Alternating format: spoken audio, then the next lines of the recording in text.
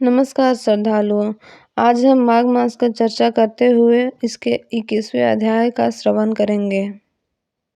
पिछले अध्याय में हमने श्राप से मुक्ति के बारे में सुना था। लोमस जी कहने लगे कि पूर्व काल में अवंती देश में वीरसेन नाम का राजा था।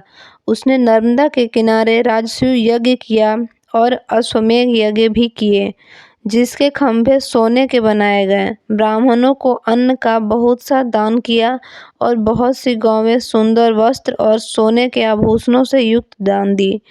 वह देवताओं का भक्त और दान करने वाला था। भद्रक नाम एक ब्राह्मण, जो अत्यंत मूर्ख, कुलहीन, कृषि कार्य करने वाला, दुराचारी तथा अधर्मी था, वह भाई बंधुओं से त्यागा हुआ इधर उधर घूमता हुआ देवयात्रियों के साथ प्रयाग में आया और माघ में उनके साथ 3 दिन तक स्नान किया। वह 3 दिन में ही निष्पाप हो गया। फिर वह अपने घर चला गया और ब्राह्मण और राजा दोनों एक ही दिन मृत्यु को प्राप्त हुए। मैंने इन दोनों को बराबर इंद्रलोक में देखा। तेज, रूप, बल, स्त्री, वस्त्र और आभूषणों में दोनों समान थे। ऐसा देखकर उसके महात्म्य का क्या कहा जाए। राजसूय यज्ञ करने वाला स्वर्ग का सुख भोग कर भी फिर भी जन्म लेता है, परंतु संगम में स्नान करने वाला जन्म मरण से रहित हो जाता है। गंगा और यमुना के संगम की हवा से स्पर्श से ही बहुत से दुख नष्ट हो जाते हैं। अधिक क्या कहें, और किसी भी तीर्थ में किए गए पाप माघ मास में प्रयाग में स्नान करने से नाश हो जाते हैं। मैं पिशाच मोचन नाम का एक पुराना इतिहास सुनाता हूँ। इस इतिहास को यह कन्याएं और तुम्हारा पुत्र भी सुने, उससे इनको स्मृति प्राप्त होगी। पुराने समय में देवघूति नाम का बड़ा गंभीर और वेदों का परंपरागत एक वैष्णव ब्राह्मण था। उसके पिशाच को निर्मुक्त किया था। वेदनिधि कहने लगे कि वह कहाँ का रहने वाला, किसका पुत्र, किस पिशाच को उसने निर्मुक्त किया। आप विस्तार पूर्वक यह सब कथा सुनाइए। लोमस ऋषि ने कहा, किल्पज्ञ से निकली हुई सुंदर सरस्वती के किनारे पर उसका स्थान था। जंगल के बीच में पुण्य जल वाली सरस्वती बहती थी। वन में अनेक प्रकार के पशु भी विचरते थे। उस ब्राह्मण के श्राप के भय से पवन भी बहुत सुंदर चलती थी तथा समय पर वर्षा भी बरसती थी और वन चैत्र रथ के समान था। उस समय आश्रम में धर्मात्मा देवघूति रहता था। उसके पिता का नाम सुमित्र था। वह अपने लक्ष्मी के वरदान से उत्पन्न हुआ था।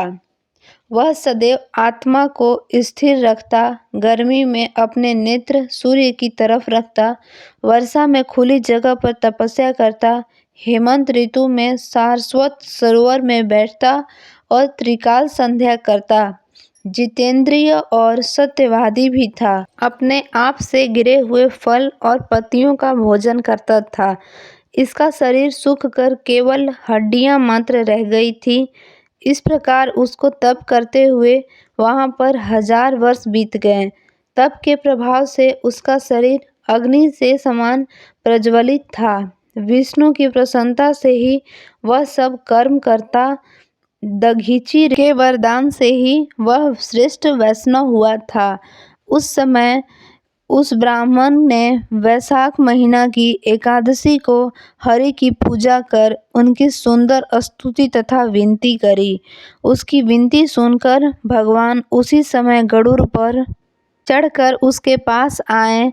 चतुर्भुज, विशाल नेत्र, मेघ जैसा स्वरूप, भगवान को स्पष्ट देखकर प्रसन्नता के मारे उसके आंखों से आंसू भर आए और कृतज्ञ कर भगवान को प्रणाम किया।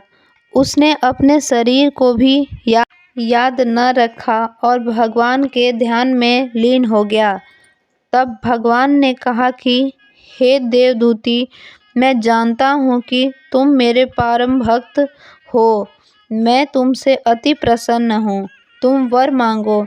इस प्रकार भगवान के वचन सुनकर प्रेम के मारे लड़खड़ाती हुई वाणी में कहने लगा कि हे देवादिदेव, अपनी माया से शरीर धारण करने वाले, आपका दर्शन देवताओं को भी दुर्लभ है। अब आपका दर्शन भी हो गया, मुझको और क्या चाहिए। मैं सदैव आपकी भक्ति में लगा रहूं।